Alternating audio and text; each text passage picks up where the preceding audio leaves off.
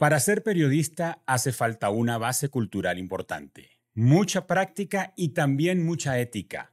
Hay tantos malos periodistas que cuando no tienen noticias se las inventan. Gabriel García Márquez. ¿Te has preguntado alguna vez cómo se decide qué noticia va al aire en la televisión o en la radio? ¿O si las fake news tienen el potencial de socavar la democracia? Para tratar de responder estas preguntas y navegar en los misterios del periodismo y la comunicación, he invitado a Manuel Sáenz. Con más de 20 años de trayectoria en medios, Manuel ha hecho de todo, desde ser presentador de televisión y conductor de radio hasta académico y empresario. Actualmente es socio gerente de TDC Verosímil Comunicación Estratégica, con una ética de trabajo envidiable y un perfil que incluye ser profesor y jefe de la cátedra en la Universidad Central de Venezuela. Manuel es el epítome de la versatilidad y la excelencia profesional. Conversaremos sobre ética, liderazgo y pasión en el mundo del periodismo y la comunicación. Manuel, bienvenido a Comunicación Activa. Germán, muchísimas gracias y gracias de verdad por esa generosa introducción que has hecho.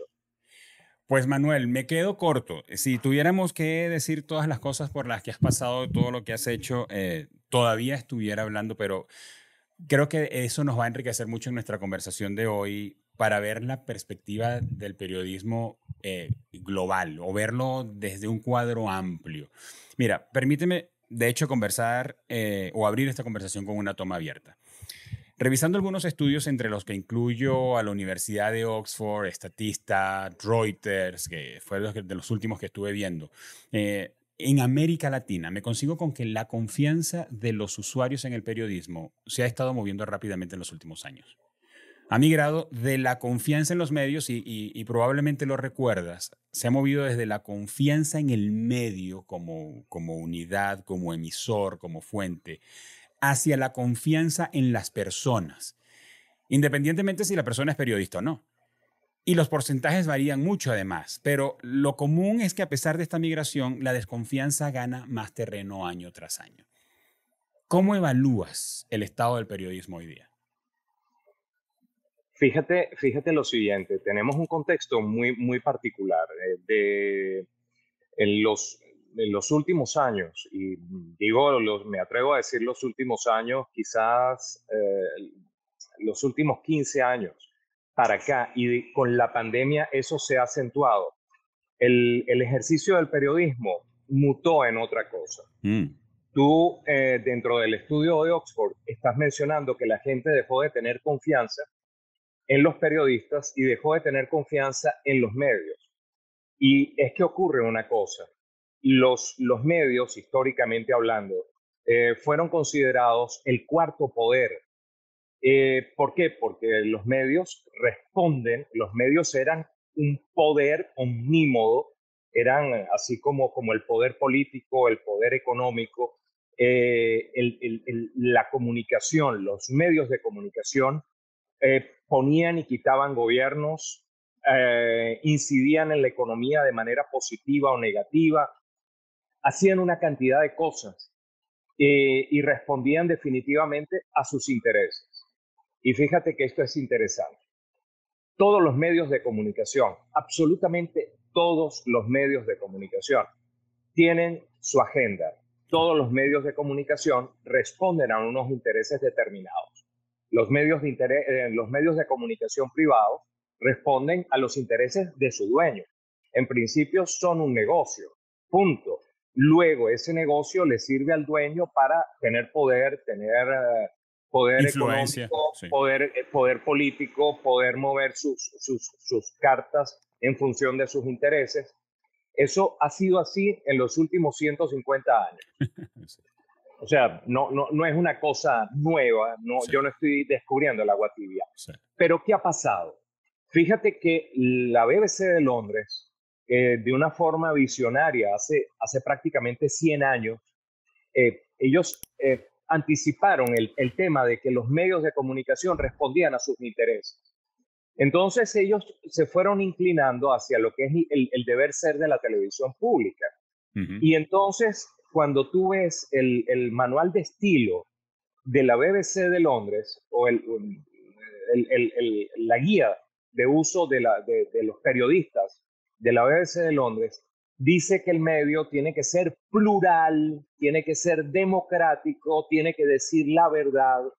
Entonces, aquí, fíjate que me detengo porque los medios de comunicación privados tienen la obligación y el deber de decir la verdad, pero no tienen la obligación de ser plurales y de ser democráticos. De acuerdo. Entonces, fíjate que eso parece como que fuera lo mismo y no lo es. Sí. Porque si los dos dicen la verdad, uno dice la verdad que le interesa que se sepa y el otro tiene un compromiso de decir la verdad tan amplia como la puedan absorber y la puedan decir. Entonces, fíjate que la BBC de Londres, que es un medio de comunicación pública, cuando ocurrió la guerra del Golfo a principios de los años 2000, Tony Blair, George Bush y José María Aznar, por cierto, se pusieron de acuerdo para asumir que en Irak había armas de destrucción masiva, había armas de destrucción química. Sí. Y entonces, cosa que no era cierta. No tenían toda la información. Y tú sabes quién fue el que lo dio a conocer. Un periodista de la BBC de Londres. Y lo dio a conocer a través de la BBC de Londres. Eso hubiera sido impensable en cualquier otro lugar del mundo, que desde el canal del Estado se tambaleara justamente al primer ministro. Entonces, eso te da una idea del compromiso de la BBC de Londres con la verdad, aun y cuando esa verdad no responda a los intereses del gobernante de turno. Esto es muy interesante. Pero, ¿qué ha pasado? Esos son televisoras, cadenas de televisión pública muy específicas y excepcionales, porque aun y cuando Radio Televisión Española tiene un libro de estilo parecido, aun cuando la RAI italiana tiene un libro de estilo parecido, aun cuando la Public Broadcasting Corporation, PBS, aquí en Estados Unidos, tiene un libro, un manual de procedimientos parecido, no se apegan a ellos. Siempre terminan respondiendo a los intereses de quienes están ahí. De quienes están en el poder. Claro, y de quienes están manejando esas cadenas. Y luego, bueno, las cadenas privadas responden definitivamente a sus intereses. Entonces tú ves cosas como Fox, de repente aquí en Estados Unidos, que responde solamente al ala radical del Partido Republicano, y ves de repente otras cadenas, CNN, que responde a los intereses del Partido Demócrata. Entonces, y entonces una no dice todo lo que tiene que decir, y sabemos bien que cuando tú dices la verdad por la mitad, suele ser mentira. Así es. Entonces, para conectarlo, y perdona que te interrumpa, Germán, porque es que me parece muy importante, se hablaba de la credibilidad que ha ido pasando de los medios a los periodistas, y de los periodistas incluso a las personas. Sí. Y aquí te voy a mencionar un hecho del cual yo me enteré por mi hijo mayor, que es un seguidor del deporte a nivel mundial, en especial del fútbol. Y mi hijo me hablaba de un TikToker y de un influencer, de un personaje que se llama Ibai, español. Él resulta que transmite un programa a través de una plataforma que ahorita no me acuerdo. ¿O Twitch? Sí. Twitch. Fíjate, ni siquiera la tengo. Pero mi hijo me dice, no, él transmite por Twitch. Y este Ibai ha logrado tener una credibilidad y una influencia en la audiencia de tal magnitud que los grandes futbolistas, antes de ir con cualquier cadena, se entrevistan con Ibai primero. Y luego los periodistas de la fuente deportiva, sobre todo en España, que son un núcleo muy cerrado y muy hermético, están pero que echan pestes. Claro. Porque las grandes figuras del fútbol y toda esta gente busca primero a Ibai que a ellos. Entonces no es la fuente no deja de ser, por ejemplo, Marca, por hablar de un medio deportivo español de mucha influencia, y es un personaje que no es periodista, que no está vinculado a ningún medio de comunicación, que no tiene compromiso con corporaciones o con equipos, al menos no de manera evidente como se sabe con el resto de las corporaciones, O por y lo menos hasta ahora. por lo menos hasta ahora, y tienen que citarlo a él como la fuente. Claro, para los periodistas eso debe ser casi que una Un golpe al aberración. hígado. Claro. Sí, sí, es un golpe al hígado. Entonces eso te da una idea de cómo el ejercicio del periodismo ha ido mutando, ¿no? Sí, También hay una cosa que yo veo con preocupación, ¿no? Y es que el, cuando hay demasiada información, yo no, ya no hablaría de información, sino demasiados contenidos, sí, la gente queda desinformada. Y te explico, o mejor dicho, me explico. Hay gente que cree que porque ve Facebook y porque ve Twitter están informados. sí, Y es un error garrafal. sí, de acuerdo. De acuerdo. Ahora, fíjate, déjame mirar aquí esta estadística de la que te estaba hablando. Voy a ver en este momento el Reuters Institute Digital News Report del 2022. No han sacado el de este año. Mira, la proporción de quienes están interesados en las noticias. En el caso de Argentina, el 77% estaba interesado en las noticias para el año 2017. 5 años más tarde es el 48%, del 77 al 48%. En el caso de Brasil, del 82 en el 2015 al 57 en el 2022. En el caso de Estados Unidos, 67% en el 2015, 20 puntos menos para el 2022. Cuando me gusta mucho la expresión que se utiliza en Estados Unidos a principio de año, donde el presidente da el State of the Union. Cuando hablamos del estado del ejercicio del periodismo, de la confianza que tienen los usuarios en las plataformas a donde pueden tener acceso. Manuel, eres periodista, lo has ejercido por 20 años, desde lo académico hasta la práctica, has estado en situaciones difíciles donde te ha tocado tomar decisiones difíciles incluso al aire y has disfrutado de la credibilidad, el beneficio, la influencia para un país que te da ser una figura pública. ¿Cómo, ¿Cuál es el estado para ti de el periodista hoy día, tomando en cuenta lo que dices del caso de Ibai, cuando puedes sentir que te sientas frente a una pantalla y probablemente una generación como Centennial o Millennial crean más en una persona a quienes ellos le han adjudicado la credibilidad y la influencia y no a quien está pegado a la fuente y tiene maneras de contrastar y tiene maneras de filtrar la información que está dando? Hacia dónde, cuál es el estado y hacia dónde crees que va el periodismo en los próximos años? Fíjate lo siguiente, yo comencé en este oficio eh, de manera indirecta a los 16 años y ya tengo 60. Entonces, he visto mucha agua debajo del río.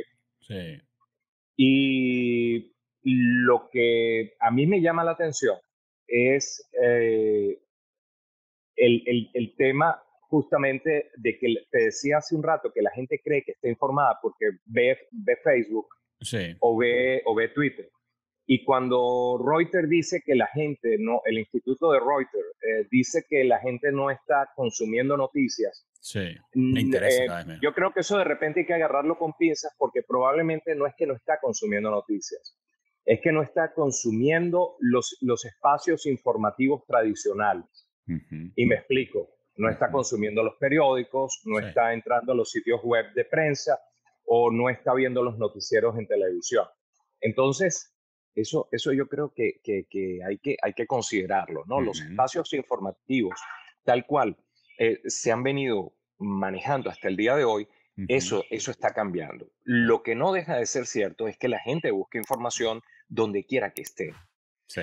Y ahí viene el tema, ¿no? El tema viene en que hay demasiada información, demasiados contenidos por todos lados, y entonces la exposición a chatarra, a chatarra, la gente cree que con esa chatarra, o sea, cree en esa chatarra, Sí. y estamos siendo testigos de cosas tan insólitas como que hoy en día haya gente, los terraplanistas, o sea, algo Ajá. que por los clavos de Cristo, Ajá. o sea en pleno siglo XXI, o sea, Germán, tú y yo, ni siquiera por un dogma de fe, sino porque era la ciencia, Claro, que ya lo claro. había explicado hasta el cansancio, lo habíamos visto.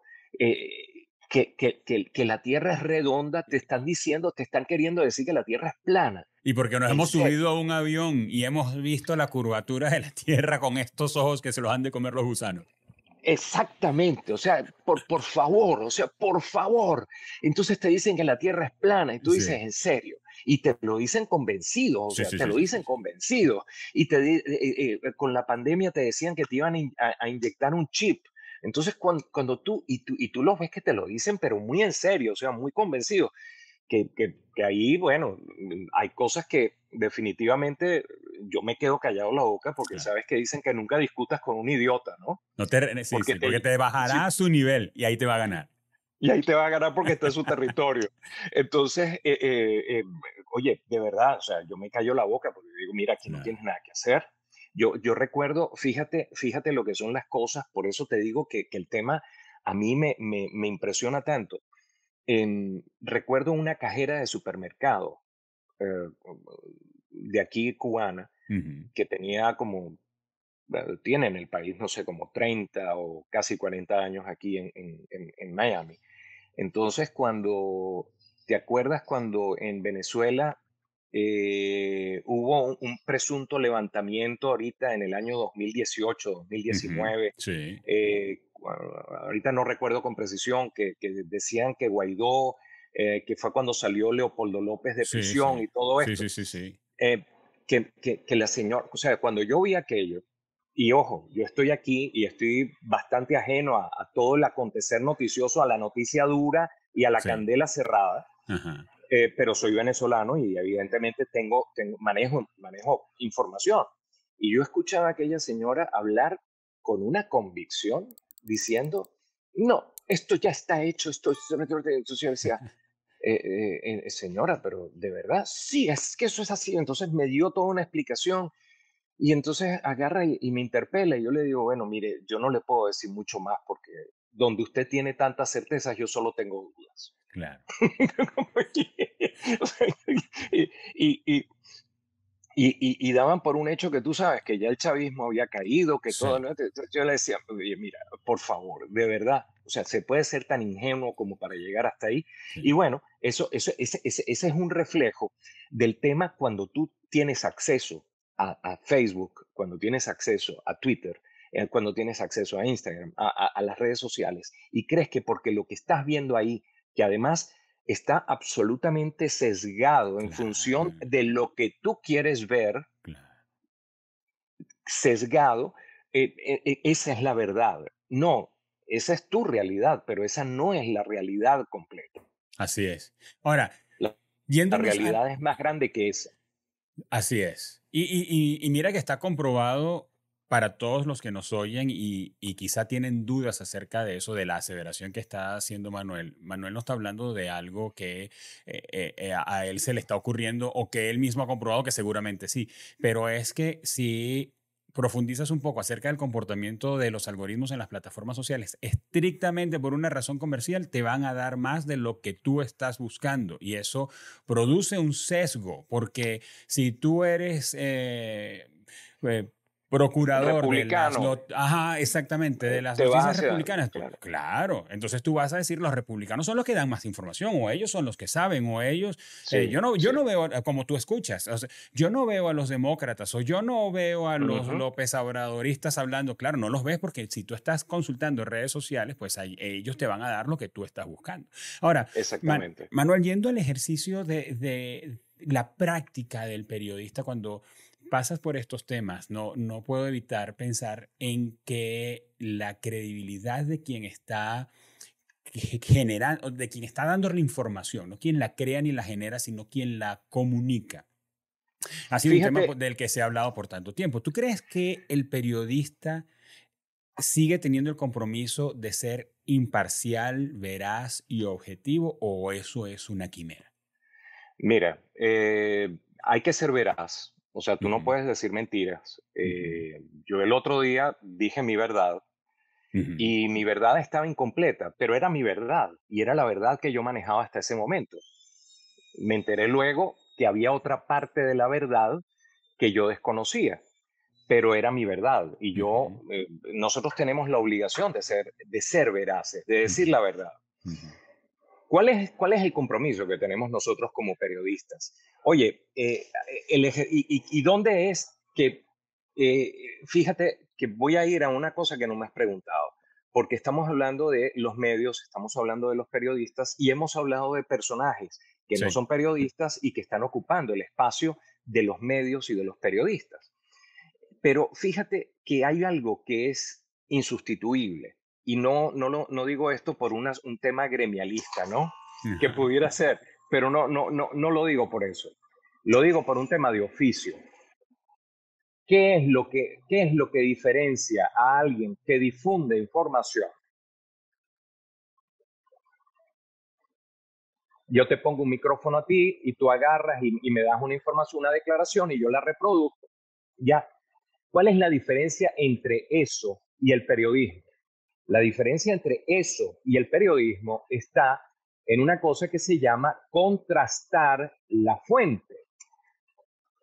Contrastar la fuente. Entonces, cuando tú haces ese saludable ejercicio de contrastar las fuentes, eso lo hace el periodista por oficio, porque lo lleva en su ADN. Entonces, a la hora de contrastar las fuentes, te das cuenta que yo, Manuel Sáenz, puedo tener un sesgo sobre algo, yo puedo creer que las cosas son de determinada manera, pero entonces entrevisto a alguien, a un vocero que me va a reforzar la posición que yo tengo, pero cuando lo contrasto con el otro me da un punto de vista que, oye, yo no había considerado. Y cuando le presto atención, yo digo, oye, pero ya va, este tipo tiene razón. Entonces, fíjate, presentan las dos partes, que además son dos realidades y Sí. son dos verdades.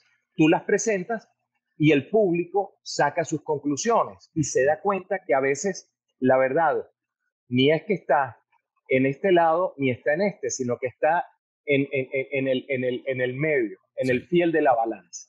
Entonces, el ejercicio de contrastar las fuentes es algo que los periodistas hacemos de manera, tenemos que hacer de manera sistemática y de manera, oye, disciplinada. Ahora, Manuel, me haces pensar en, luego que has dado muchos años clase, fuiste mi profesor de periodismo en la Universidad Central de Venezuela, y has visto a muchos periodistas desde tu ejercicio y desde la formación, ¿verdad? Has visto a muchos estar en tu aula y luego dedicarse al ejercicio del periodismo. ¿Cómo, ¿Cómo cerrarías tú un círculo acerca de las habilidades cruciales que un periodista debería tener para desempeñarse así como estamos hablando que debería ser un periodista? Pero hay que desarrollar habilidades. No solamente es estar frente a la cámara, no solo es saber hablar. ¿Qué habilidades podrías resumir que necesitan? Mira, ahí voy a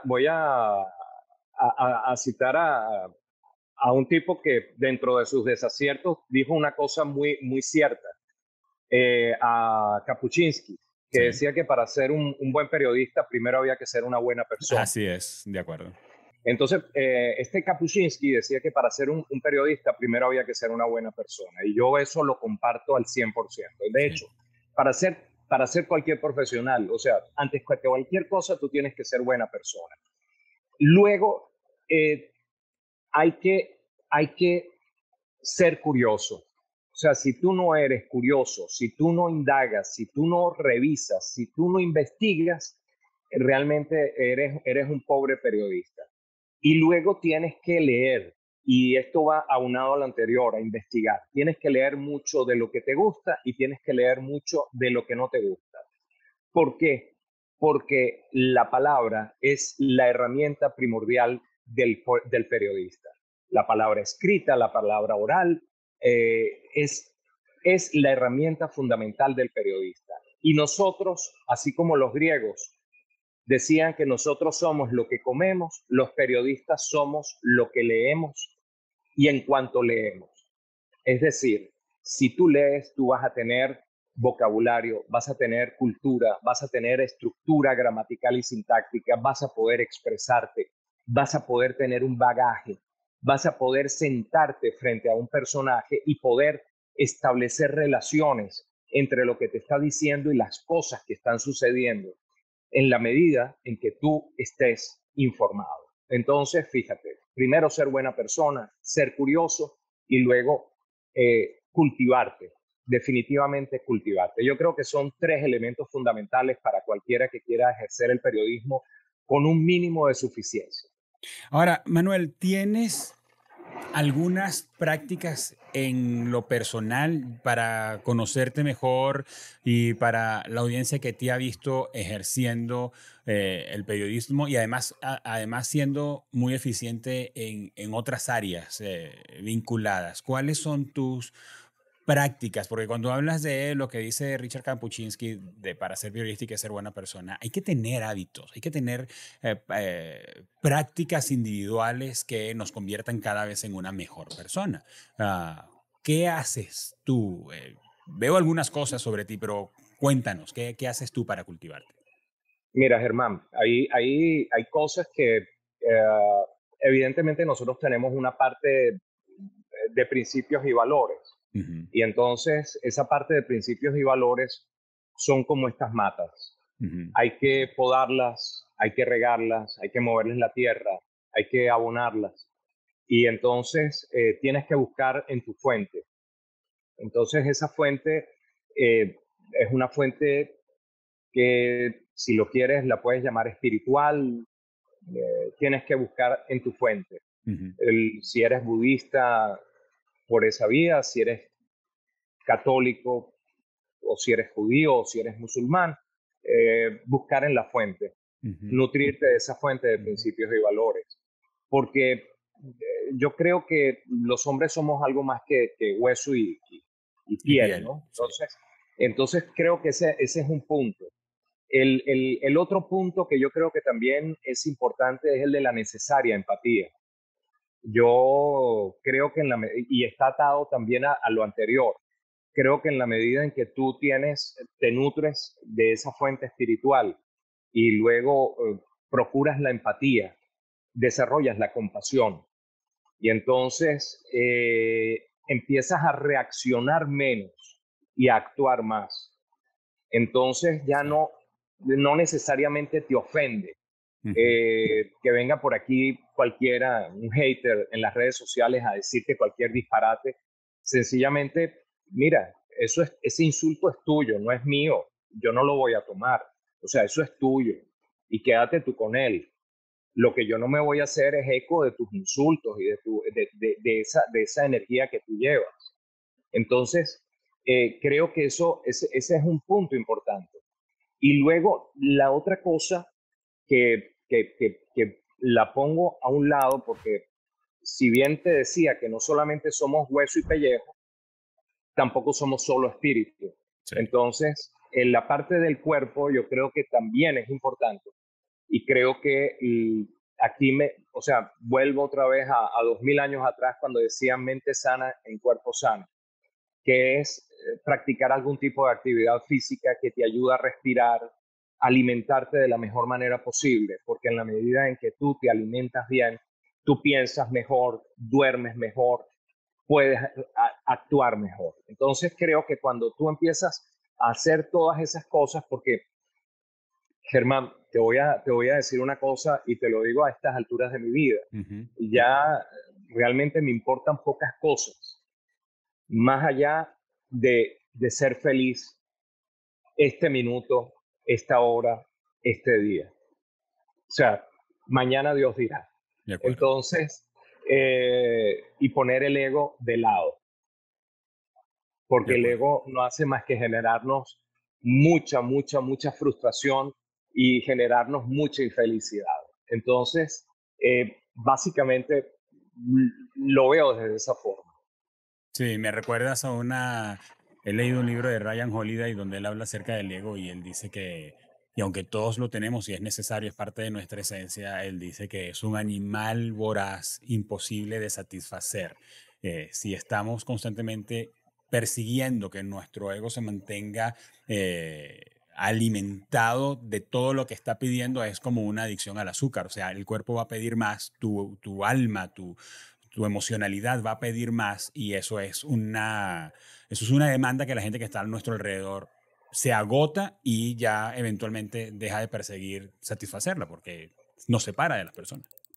Es que, mira, y te lo digo porque yo que estuve muchos años en un medio de comunicación masiva, Siendo una figura pública, expuesto, claro. sí, siendo una figura pública, saliendo todos los días en televisión nacional, todos los días en televisión nacional, que a donde iba me reconocían, donde iba habían, tú sabes, eh, lo peor Adulación, que, pleitesía. sí, lo peor que tú puedes hacer es creértelo. Lo peor que tú puedes hacer es creértelo.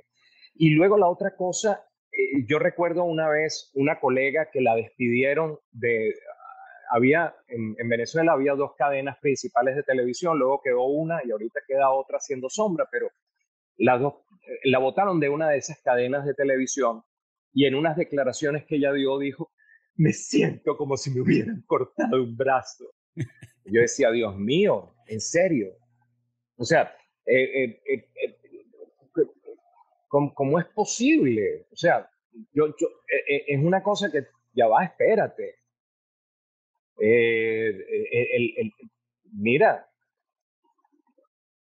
tu apellido es tú eras dueño del Claro, medio, ¿no? Tú claro, eras un empleado, o sea, y tú vas a claro. estar ahí en tanto y en cuanto respondas a los intereses de los dueños. Y tú vas a estar ahí en tanto y en cuanto los intereses de los dueños respondan a los tuyos, porque el día que te resulte mejor otra cosa, te vas. Entonces tú me vas a decir que perder un brazo, yo Es decía, no puede ser equivalente a que sí, es equivalente a quedarte sin ese a, que te, trabajo. a quedarte sin ese trabajo. Por favor, chico, por favor. Claro. Entonces, creerte más importante de lo que eres y darle esa importancia a algo que definitivamente no lo es tanto. Tú sabes que yo en eso, yo he ido aprendiendo a que, oye, en la medida, porque además, y perdón, antes de irme para otro lado, cuando tú eres esclavo del ego, eres una víctima fácil de manipulación. Claro, claro, Te claro, llevan y te manipulan, hacen contigo lo que les dé la gana. claro. Entonces eso, oye, a mí yo valoro mucho mi libertad. Sí, te tiran un pedazo de carne como a un perro con una adulación y ya, pues, uno sale moviendo la cola haciendo lo que la otra persona está queriendo porque nos consiguió la vuelta. Ahora, Manuel, Exacto. voy a hacer un giro de timón como para ir como al último segmento de esta conversación y quiero verlo desde nuestra ubicación geográfica. Estamos en América Latina y tenemos países con desafíos en sus democracias y cada vez más vemos que está vinculado a qué se sabe, qué se dice, cómo se maneja la información, el rol que juega la ciudadanía en la información que consume, el periodismo y los medios en la comunicación que genera. Desde hace algunos años se hizo famoso el término fake news, es algo que también lo has visto en primera mano desde los últimos dos contiendas electorales en los Estados Unidos. Pero, ¿tú crees que el fake news tiene la potencialidad de socavar la democracia? Mira, voy a ir a la esencia de tu pregunta, porque hemos venido hablando de esto a lo largo de esta conversación, pero no Ujú. hemos tocado algo que para mí es importante. Y no tiene que ver solo, porque no tiene que ver solo con América Latina, tiene que ver también con Norteamérica y tiene que Sí. ver también con España y tiene que ver con Italia y tiene que ver con África, o sea, y con Rusia. ¿Y Ujú. sabes qué? ¿Cuál es el problema? El problema no son las noticias, el problema no es que digan mentiras, el problema es que tenemos una crisis de principios y valores ciudadanos, una crisis de principios y valores democráticos. Estamos en un momento de transición.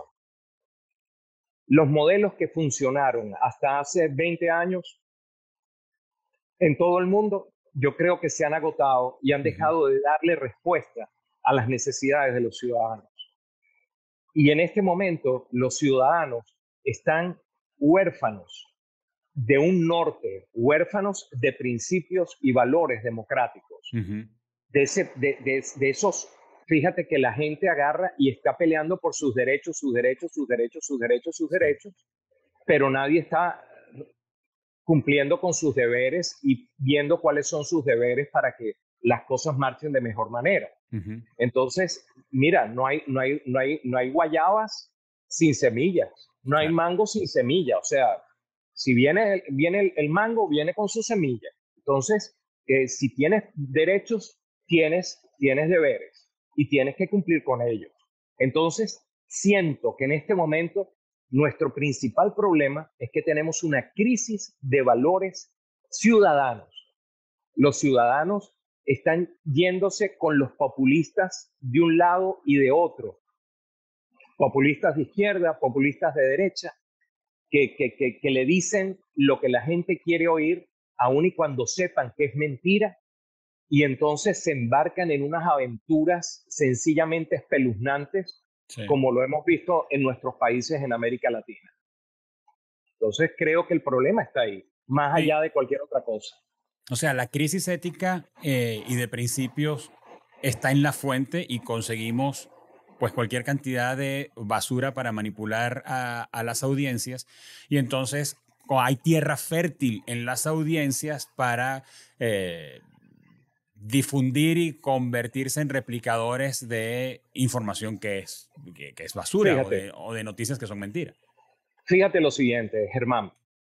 Yo te puedo decir a ti unos cuantos embustes, pero tú tienes una formación lo suficientemente sólida para discernir el grano de la paja, Ujú, para decir esto es mentira, esto es verdad. ujú, Manuel en esto se equivoca, ujú, esto no es verdad. O sea, esto no está bien, porque tú tienes criterio. ujú. El problema es que las grandes masas están en un punto en el cual se han llevado a, a la desinformación, a la falta de educación, y creo Sí. que el principio es ese, falta de educación en Ahora, principios y valores democráticos, en principios y valores sociales. si tuviéramos un auditorio, Manuel, al que pudiéramos estar viendo en este momento, lo tenemos, pero no lo estamos viendo, pero hace cuenta que estás frente a un grupo de personas que vienen a saber qué pueden hacer para crecer en esta área y ser mejores ciudadanos, para que en consecuencia tengamos mejores países. Y cierro el scope, que no está encerrado, pero lo cierro a América Latina. Yo estoy en México y veo los desafíos que hay tanto para la democracia como para la calidad de vida por la información que la gente está consumiendo. Entonces, ¿cuáles serían tus sugerencias? ¿Cuáles son esas cosas que tú le dirías a nuestras audiencias, amigos? Esto es lo que yo les sugiero que hagan para que tengamos una democracia más fuerte desde la información que recibimos y de los actores que nosotros somos en nuestra sociedad. Bueno, fíjate que tenemos una gran responsabilidad y no hay espacio pequeño, porque a lo mejor muchas de las personas que están viendo esto dirán, bueno, pero yo no tengo acceso a medios, yo Ujú. trabajo en una oficina de 8 a 5 y luego voy a mi casa y estoy con mi esposa y con mis hijos. Sí. Justamente ahí es donde nos interesa llegar. Ujú. Justamente ahí es donde nos interesa llegar. En tu área de influencia inmediata, tu esposa, tus hijos. Si no tienes hijos y no tienes esposa, tú sabes como dice el dicho, el diablo te da sobrinos. Entonces, con tus sobrinos, con tus vecinos, tu área de influencia inmediata, lograr ir inculcando principios y valores ciudadanos, Ujú. principios y valores democráticos en tu área inmediata. Y luego, si tú tienes el privilegio de ser profesor en una cátedra, de ser comunicador en un medio masivo, pues entonces ser vocero y si tienes influencia en la comunidad donde te desempeñas, pues hacer otro tanto. Pero te repito, El tema tiene que ver con ejercer la influencia desde mi posición Claro. con mi entorno inmediato, sin mayores pretensiones. Ya con eso, yo creo que se va a lograr muchísimo. Sí, de acuerdo, porque todos tenemos influencia. El asunto es qué hacemos con ella y también como que nos hemos acostumbrado a los grandes números. Bueno, pero es que a mí me siguen 200 en Instagram y yo no tengo los 500,000. No, no, no, no. Estamos siendo responsables con los 200 que tenemos. Estoy inspirando o estoy repartiendo cosas que no sé y sencillamente las estoy, como fue muy popular una vez en WhatsApp, bueno, lo reenvío como lo recibo. Entonces... estamos siendo responsables con lo que tenemos para darle más calidad a nuestra sociedad y ser en alguna manera garantes de la calidad de vida que tenemos en los lugares donde estamos. Ciertamente, Manuel, ciertamente. ¿qué estás viendo, leyendo o escuchando que nos quieras recomendar? No importa el tema. Vi un documental maravilloso, oye, de Dan Bennett, creo que se llama, de las zonas azules. Ok, Está en Netflix, las ok. zonas azules. Busquen zonas azules, me parece que es una cosa maravillosa, porque además va desde la conciencia y desde el hombre, desde el ser humano integral. Y a propósito de él, entonces estoy leyendo un libro que se llama, oye, el nombre es en japonés, y, y, oye, perdonen, pero en definitiva en japonés significa propósito, Ikigai. que Ikigai, Ajá. exactamente, exactamente. Ikigai es el que estoy leyendo. Ujú. Entonces, a propósito de que vi el documental de las zonas azules, entonces lo vi la semana pasada y me busqué el libro. Estoy ahorita metido en Ikigai y me parece maravilloso. Me parece extraordinario.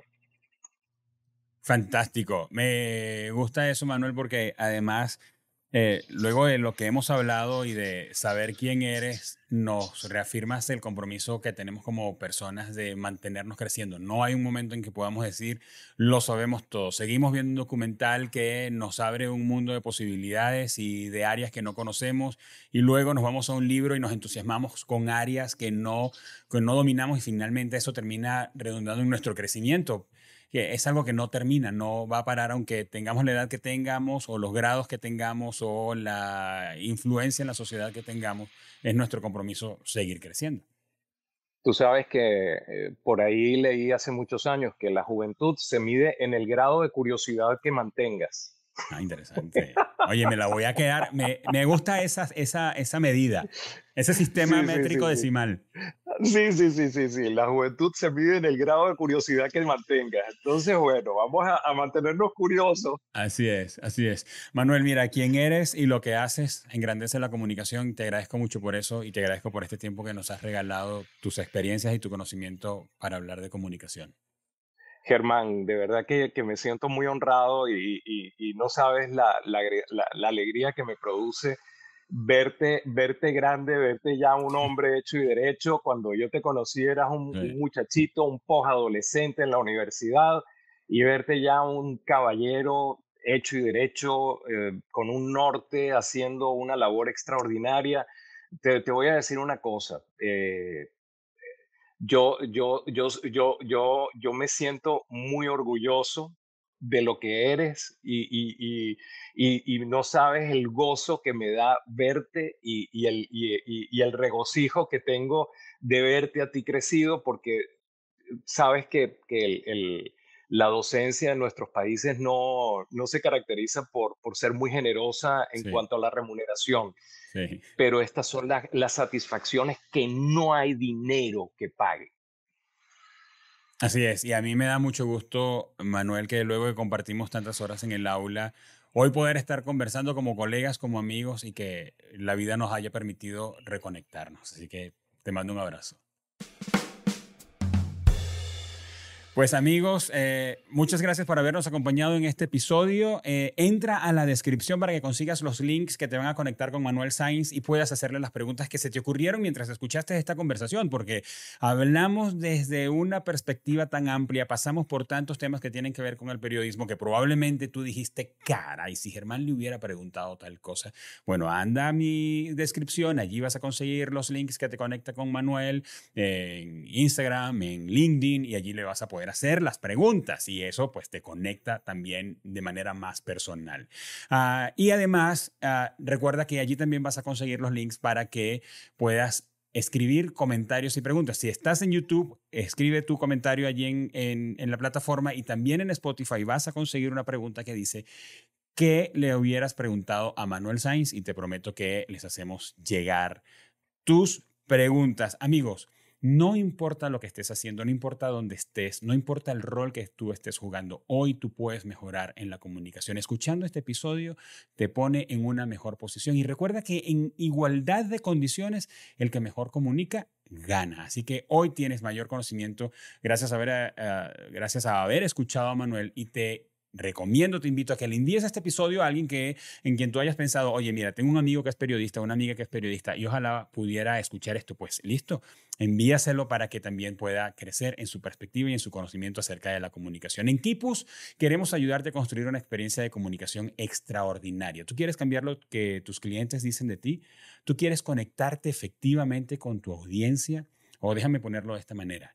¿Tú quieres que tus potenciales clientes sepan que tú existes? Bueno, anda a la descripción de este episodio, vas a conseguir un link que dice conversemos, haz clic allí, agenda una cita conmigo completamente gratis. Te quiero escuchar y que exploremos juntos cuáles son las posibilidades que tienes. Este podcast es una producción original de Kipus y es posible gracias al compromiso y al profesionalismo de Mariana Moreno en la producción, Eva Daniel Abreu en la coordinación de redes sociales y Óscar Osorio en la edición y en la postproducción del audio y del video. Nos escuchamos y nos vemos en un siguiente episodio.